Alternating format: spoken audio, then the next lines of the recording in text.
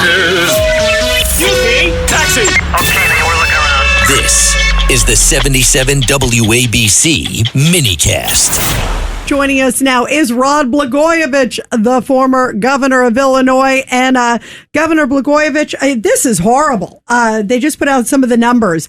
38 people shot, 7 killed just this weekend in Chicago. That's like a typical weekend in Chicago. And President Trump says he wants to take over Chicago. He said, just ask me, say the word. But JB Pritzker says everything's fine. I mean, what do you make of these numbers? And the summer's just beginning. The summer's just beginning. It's going to be a long, hot summer. Here we go again. It's deja vu all over again. This happens every summer. And every summer when President Trump offers Governor Pritzker and Mayor Johnson help, they turn them down. They have a right to dislike President Trump if they want. They have a right to, say the things they say about him, even though they're mostly very wrong and terrible things. But they don't have a right to turn down help. They have a responsibility to protect the public. And in this particular case, virtually every one of those murders and the shootings are black. And Black Lives Matter, except to these Democratic politicians.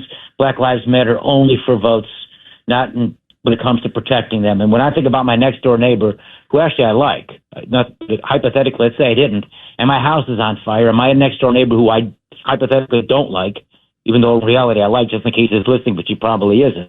But if you Should we call him? Everybody listens to do this, do we need Everybody to call him? Well, just if you call him, make sure you tell him I like him. But hypothetically, if I didn't like him and my house is on fire and he offers me a garden hose, am I going to turn it down or am I going to put my fire out? And that's what we have here. And they are so hyper-politicized that they continue to turn down an opportunity to save lives, and it's sickening. And now we have some of these left-wing activists in Chicago calling press conferences, telling President Trump literally to shut up, just send us the money. That's what they're saying. Just send us the money. And so the money goes into the more of these worthless non-profit groups that do nothing to prevent violence, but instead they lunch up the taxpayer's dollar and get rich.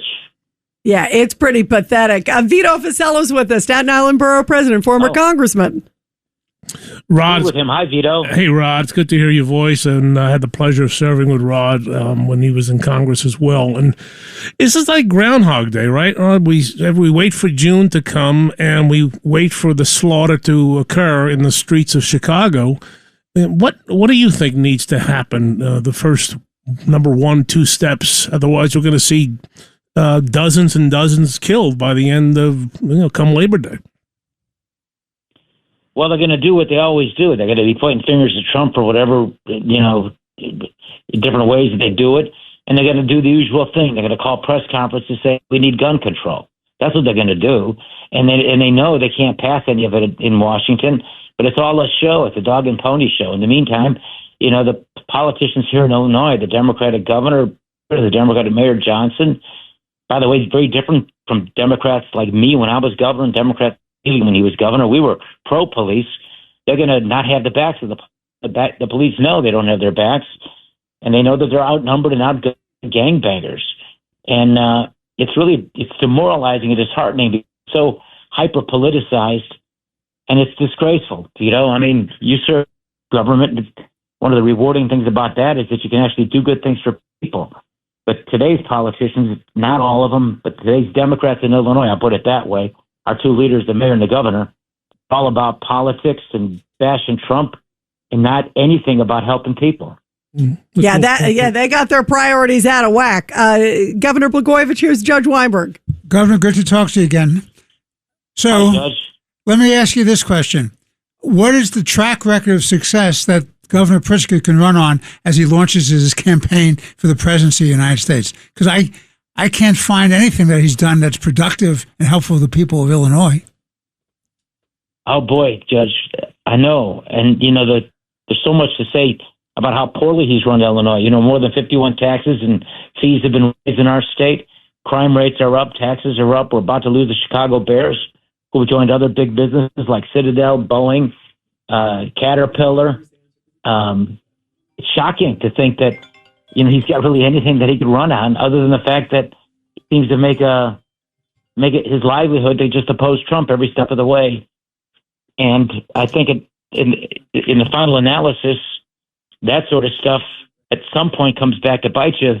But I'm not too optimistic about the chances of the Republican candidate to win here, because the state has unfortunately become a little bit too Democratic, and I kind of some of the responsibility for that, because I was the first Democratic governor in 26 years to win.